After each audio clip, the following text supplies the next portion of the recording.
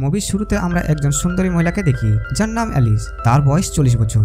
Alice গত 8 বছর ধরে প্যারিসের একটি ফ্যাশন ম্যাগাজিনে কাজ করছে। সে নিজের ক্যারিয়ারে সফল হওয়ার জন্য পুরোপুরি নিবেদিত, কিন্তু তার কঠিন স্বভাব আর পুরনো ধাঁচের চিন্তাভাবনা তার উন্নতির পথে বাধা হয়ে দাঁড়িয়েছে। এই কারণে গত 4 বছরে সে কোনো প্রমোশন পায়নি। অ্যালিসের স্বামীর সাথে তার ডিভোর্স হয়ে গেছে এবং সে তার ছোট মেয়েকে নিয়েই থাকে, কিন্তু কাজের চাপে মেয়েকে যথেষ্ট সময় দিতে পারে না। অফিসে যাওয়ার আগে সে মেয়েকে নিজের বোনের বাসায় রেখে যায়। অ্যালিসের জীবন খুবই একাকী, এমনকি নিজের জন্যও সময় পায় না।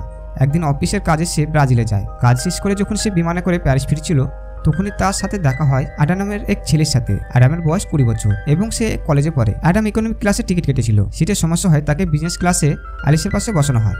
প্রথমবার বিজনেস ক্লাসে বসে সে খুশিতে ভরে ওঠে। অন্যদিকে অ্যালিস ল্যাপটপে কাজ করছিল। প্লেন ল্যান্ড করার সময় হঠাৎ ঝাঁকুনি শুরু হয়। এতে অ্যালিস ভয় পেয়ে অ্যাডামের হাতকে শক্ত করে ধরে। এতে অ্যাডাম ভেতরে খুশি হয়ে যায়, কারণ প্রথমবার কোনো নারী তার সঙ্গে এমনটা করলো। সেদিন থেকেই সে অ্যালিসের প্রতি আকৃষ্ট হয়ে পড়ে।